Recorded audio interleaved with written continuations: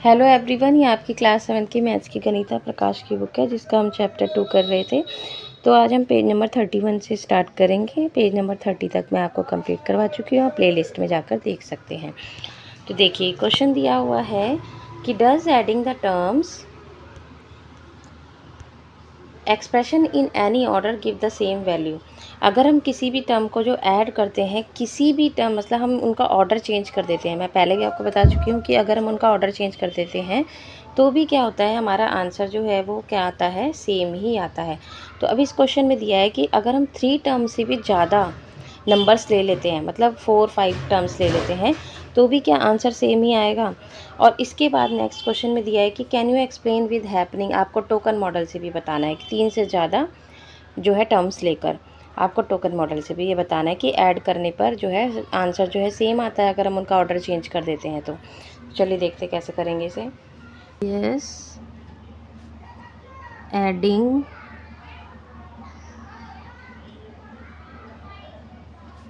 The terms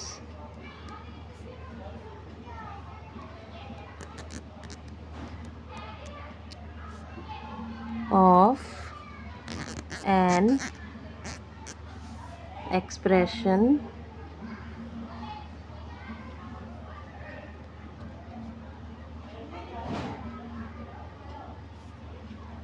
in any order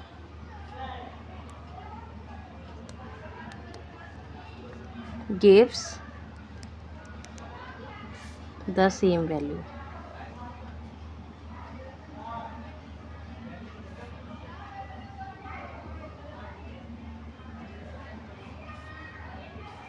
हमारी value क्या आएगी, सेम आएगी। आप राइटिंग पे मत जाइए, मुझे हाथ से लिखना पड़ता है इस स्क्रीन पर, ठीक है। मैं बोल रही हूँ, आप लिखते जाइए, ठीक है।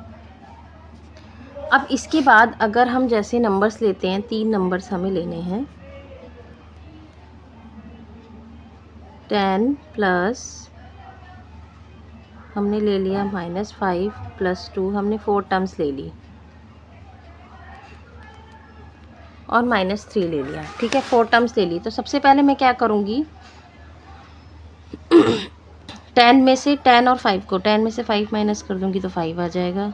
देन +2 हम ऐसे ही रहने देंगे, प्लस -3 हम ले लेते हैं, ठीक है।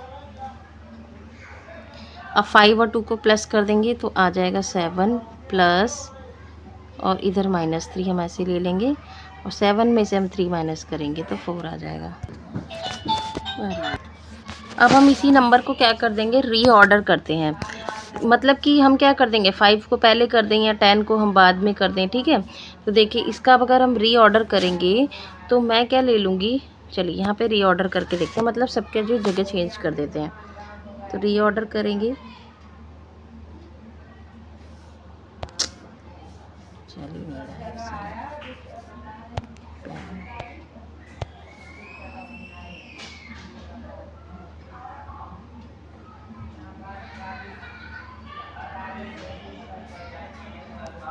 तो पहले मैंने क्या ले लिया, 10 ले लिया +2 ले लिया, ठीक है। फिर प्लस -5 कर दिया मैंने, उन्हीं नंबर्स का रीऑर्डर चेंज किया है। तो हम देखते हैं कि आंसर सेम आएगा दोनों का। पहले मैंने कर दिया 10 + 2 12 कर दिया, प्लस कर दिया यहाँ -5, फिर यहाँ कर दिया +-3, ठीक है। अब क्या कर दिया, 12 में से 5 माइनस कर दिया तो 7 आ गया। देन प्लस यहाँ पे -3 कर दिया और यहाँ पर फिर आंसर वही आया, 4 आया। तो ऑर्डर चेंज करने पर भी आंसर हमारा क्या आता है, सेम आता है। अब उसमें कहा है कि यूजिंग टोकन मॉडल। अब टोकन मॉडल का यूज़ करके हम देखते हैं कि आंसर सेम ही आएगा, दोनों तरीके से रीऑर्डर चेंज करते हैं तब भी। तो देखिए, बाय यूजिंग टोकन मॉडल अब हम क्या करेंगे,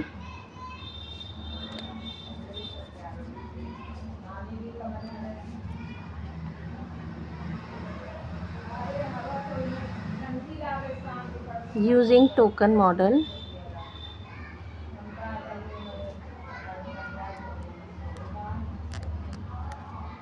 ठीक है। तो एग्जाम्पल ले लेते हैं, छोटे छोटे नंबर ले लेते हैं टोकन मॉडल के लिए, ठीक है। तो 4 ले लिया प्लस यहाँ ले लेते हैं -2 +1 और +-1, ठीक है। अब मैंने प्लस के 4 टोकन बनाए।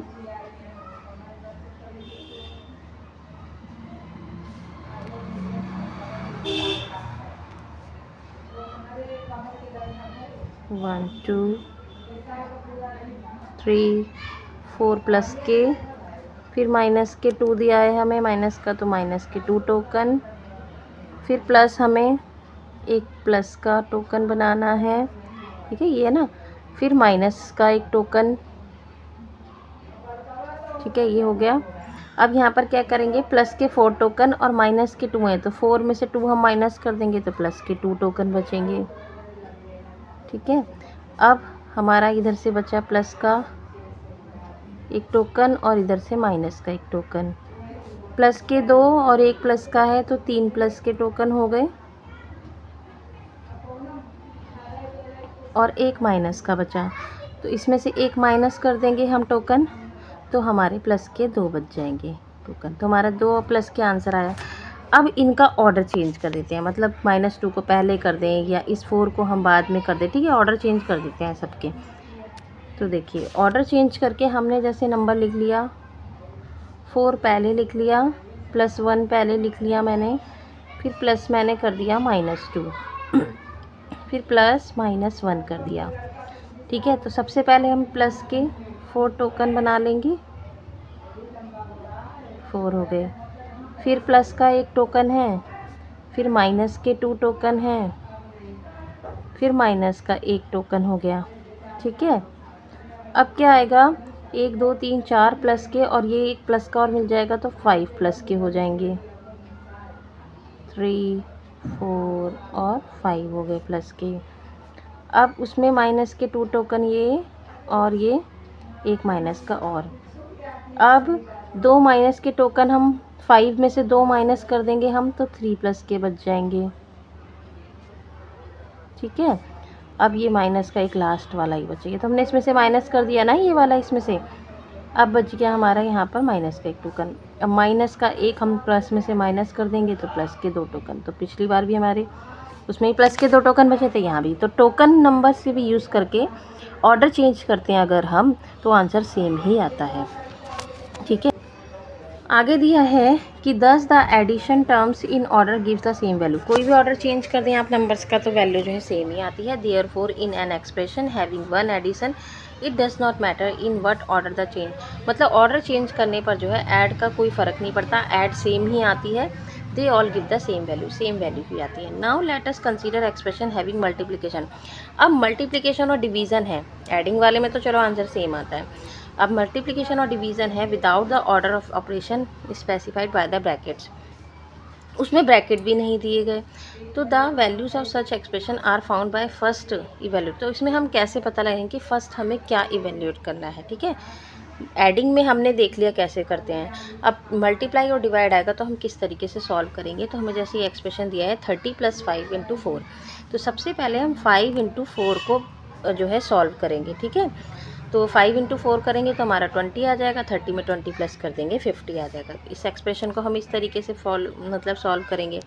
आगे एक्सप्रेशन दिया है 5 × 3 + 2।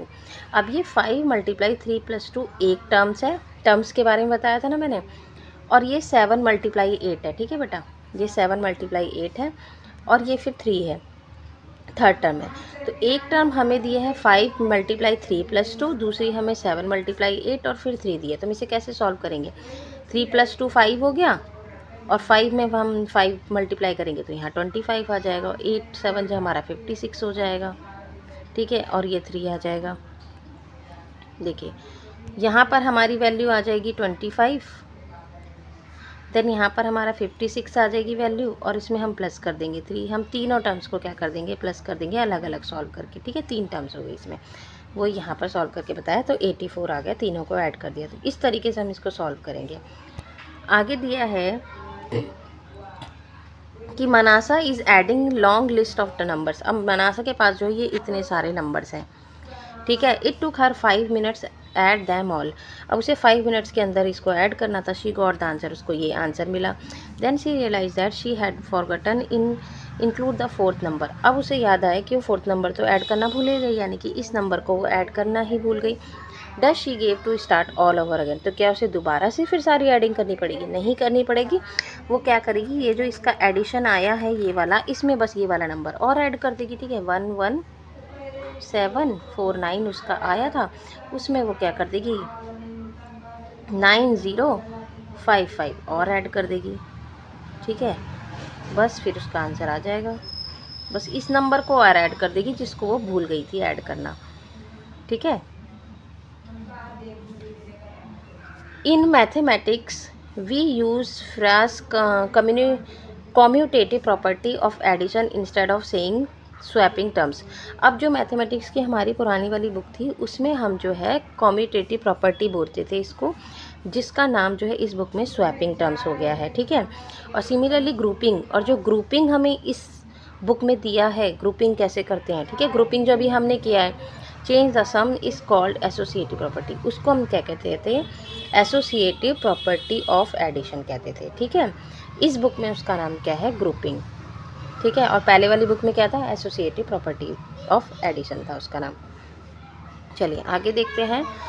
आगे दिया है कि swapping the order of things in everyday life. हम एवरीडे लाइफ में भी स्वैपिंग का कैसे यूज़ करते हैं, स्वैपिंग ऑर्डर्स का हम कैसे यूज़ करते हैं। जैसे Manasa is going outside to play. अब मनासा क्या जा रही है, बाहर खेलने जा रही है। हर मदर्स, उसकी मदर कहती है wear your hat and shoes, अपने हैट और शूज़ को पहन लो। Which one should she first, अब वो इन दोनों में से सबसे पहले क्या पहनेगी। She can wear her hat first, क्या वो हैट पहले पहनेगी या फिर बाद में शूज़ पहनेगी। और she can wear her shoes, क्या पहले वो शूज़ पहनेगी या फिर हैट पहनेगी, है ना, दोनों कंडीशन हो सकती है। Manasa will took exactly the same in both cases.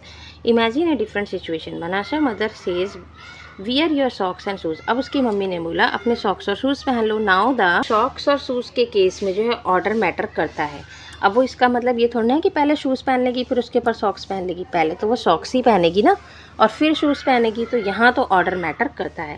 तो she should wear socks and then shoes, पहले वो सॉक्स पहनेगी फिर शूज़ पहनेगी।